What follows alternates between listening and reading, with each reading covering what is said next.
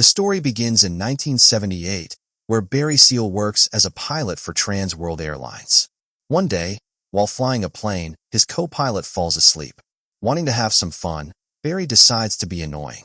Since most of the passengers are asleep as well, he switches off the autopilot and starts aggressively pushing the throttle while shaking the yoke, causing the aircraft to jolt violently. The sudden turbulence wakes everyone up in panic. Barry then apologizes over the intercom for the rough air, but secretly laughs at the frightened passengers. After arriving home, we learn that Barry is married to Lucy. The couple already has 2 children, and Lucy is pregnant with their third. One night, while relaxing at a lounge, Barry is approached by a man named Monty Schaefer. Schaefer is familiar with Barry's skills as a pilot and offers him an opportunity to earn far more money than he currently makes. He wants Barry to fly reconnaissance missions for the CIA, using a smaller aircraft equipped with cameras throughout Central America. Schaefer convinces Barry that he would be working for the good guys, helping the United States gather intelligence. However, the job must remain completely secret, even from his own family. To sweeten the deal, Schaefer lets Barry take the plane for a test flight. As Barry begins his new assignment, he starts recording tapes documenting his adventures and missions. He flies over Guatemala, where soldiers on the ground fire at his plane while he photographs strategic locations. Next, he flies over Honduras, where the same thing happens. This time, however, the photographs he captures are so impressive that the head of the CIA personally praises his work. His next mission takes him over El Salvador. During this flight, a turret gun fires at his aircraft and hits one of the propellers, causing it to catch fire. Barry manages to extinguish the flames, but the damaged propeller stops working completely. Despite the danger, he successfully pilots the aircraft using only one engine and safely returns home. Schaefer is extremely impressed with the intelligence Barry brings back. As a result, the CIA assigns him a new role. Barry now becomes a bagman between the CIA and General Manuel Noriega in Panama. His job is to deliver money and supplies in exchange for valuable intelligence about communist groups operating in the region. Barry repeatedly flies these missions, transporting packages and gathering information. However, everything changes during one particular trip. While in Panama, 2 men approach him and tell him to get into a car. They take him to a luxurious mansion owned by the Medellin cartel. Barry is escorted upstairs, where he meets Jorge, one of the cartel's founders. Jorge informs Barry that he already knows nearly everything about his life. Jorge explains that the cartel wants to smuggle cocaine into the United States and needs Barry's help. In exchange, he promises unimaginable wealth. He takes Barry on a helicopter ride over the vast jungle and proudly points to the enormous cocaine operation spread throughout the region. Soon afterward, Jorge introduces Barry to Pablo Escobar. They explain that previous attempts to move cocaine into America have failed. They believe Barry's flying skills can solve their problem. For every kilogram of cocaine he transports, they offer him $2,000. Barry is stunned by the amount of money and quickly agrees. The cartel loads 300 kilograms of cocaine onto Barry's aircraft. The runway is so short that several men must physically push the plane toward the edge before takeoff. As Barry starts the engines and accelerates, everyone watches nervously. Some even place bets on whether he will crash. The overloaded aircraft barely clears the treetops, scraping branches as it struggles to gain altitude. Somehow, Barry manages to pull the plane up and continue the flight successfully. Upon returning to the United States, he flies to a remote location. There, he opens a hidden compartment in the aircraft and begins throwing bags of cocaine out of the plane. Each package is attached to life jackets so it can be easily spotted and recovered. Men waiting on the ground quickly collect the shipments, making the operation a complete success. Barry has now earned the trust of the cartel. When he returns to Colombia, he is rewarded with a backpack overflowing with cash. However, things suddenly go wrong. The DEA raids one of the cartel's compounds while Barry is present. Hearing gunfire outside, he panics. Eventually, he is arrested along with Pablo Escobar and several other cartel members. Surprisingly, Pablo and his associates are almost immediately released, most likely because of corruption and bribery. Barry remains in jail until Monty Schaefer arrives. Schaefer tells him there is a way out of the situation. He explains that the people Barry had been photographing are communists known as the Sandinistas. These revolutionaries have successfully seized control of Nicaragua, marking the first successful communist revolution in Central America. The CIA now wants to support the Nicaraguan freedom fighters, known as the Contras, in their battle against the Sandinistas. Since the American public fears becoming involved in another Vietnam-style war, the government cannot openly intervene. Instead, they need someone to secretly transport weapons and supplies to the Contras. That person is Barry. Barry agrees to help. Before beginning the operation, Schaefer informs him that his house will soon be raided. Barry rushes home and tells Lucy to pack their belongings immediately because they have to move. Lucy demands answers, but Barry refuses to tell her anything.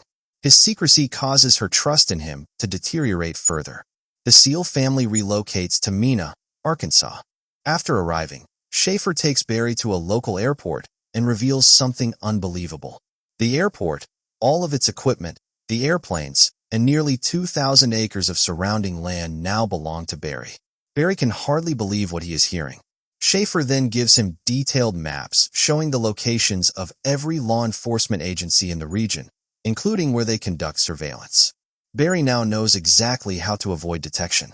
As an added bonus, he is also handed back the money that had been seized from the Colombians.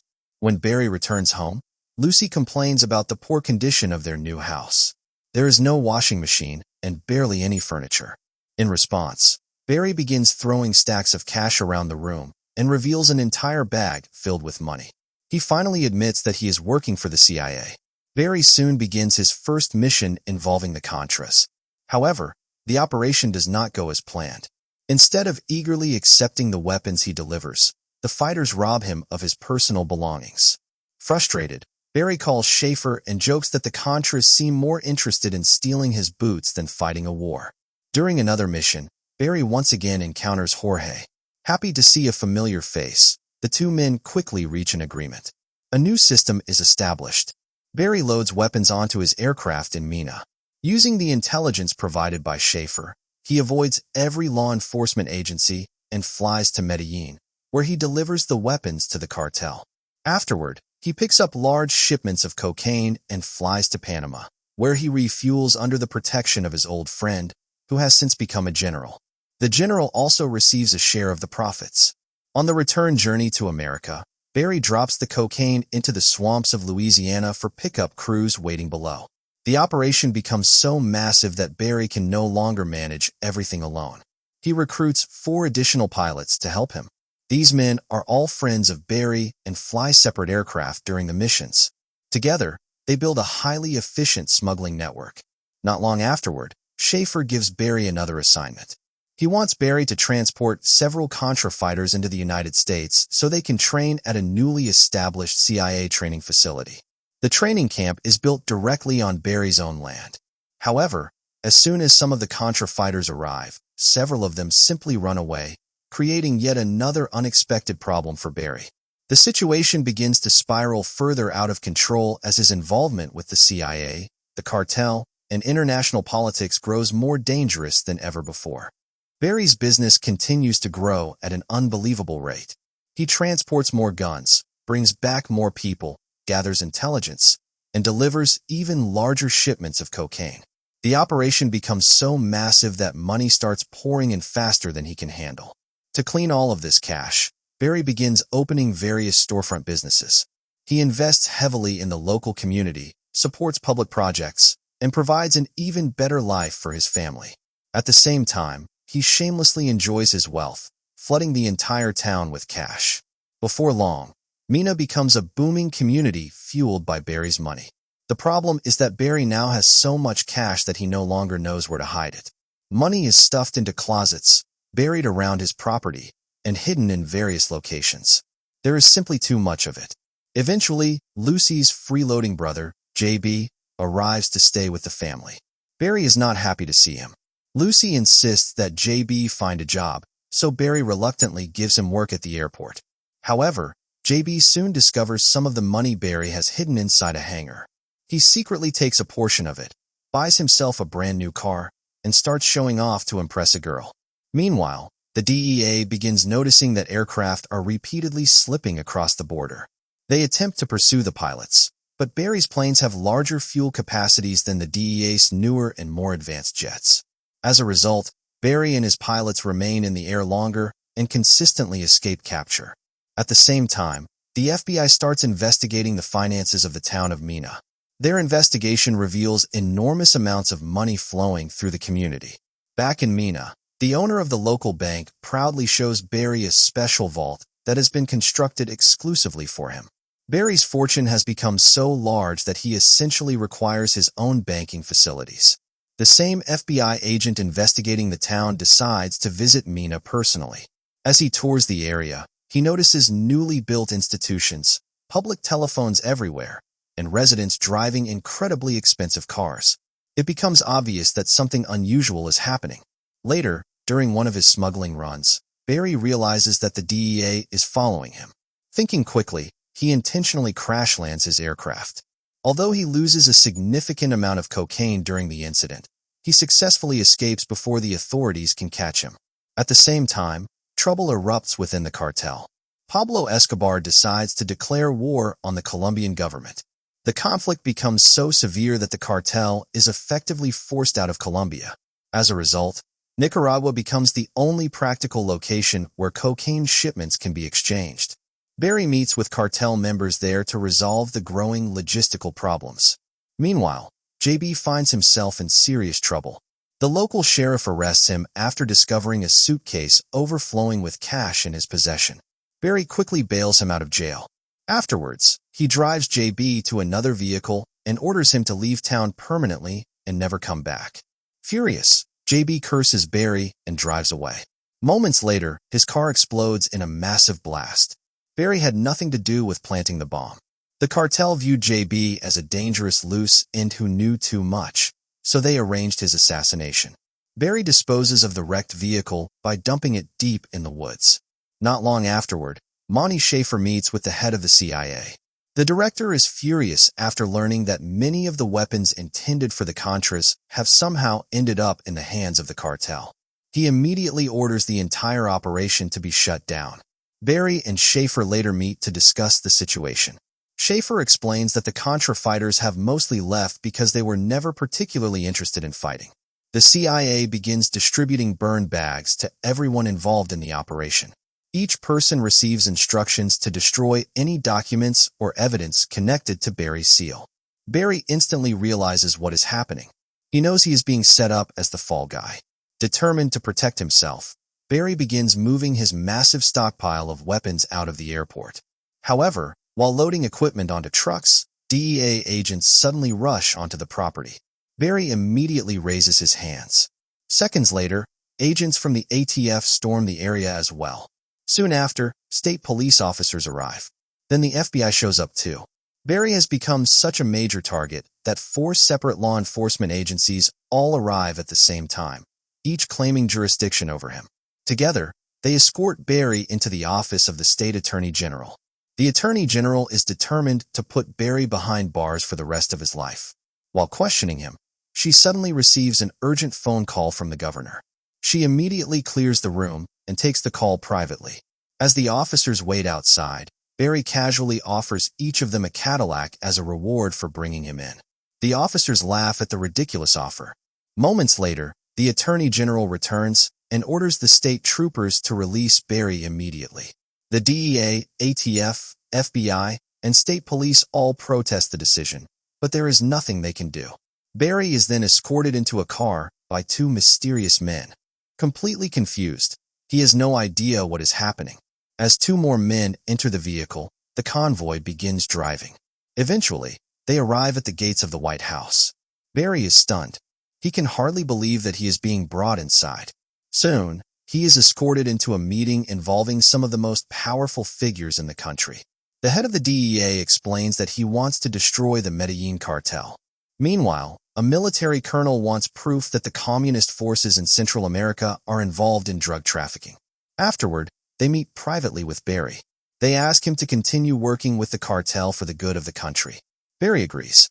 He is now effectively working directly for the White House under the administration of Ronald Reagan. His new assignment is to gather evidence proving that the Sandinistas are involved in the cocaine trade. To accomplish this, cameras are secretly installed inside his aircraft. Barry's co-pilot warns him that if the cartel discovers the hidden cameras, they will both be killed. Despite the risk, Barry proceeds with the mission. When he lands at a cartel airstrip, both he and his co-pilot are terrified to discover an armed force waiting for them. The aircraft doors open. Immediately, armed men force them to their knees at gunpoint. Barry desperately insists that Pablo Escobar is his friend. No one listens. The cartel members begin searching the plane. Then Jorge arrives. Barry feels relieved when he sees a familiar face. But to his horror, Jorge suddenly orders one of the men to kill Barry. No, no, no. A moment later, everyone bursts out laughing. It was only a joke. Jorge finds the entire situation hilarious. Barry's co-pilot is so frightened that he wets his pants while Jorge laughs uncontrollably. Soon afterward, Barry sees Pablo Escobar, who still trusts him completely.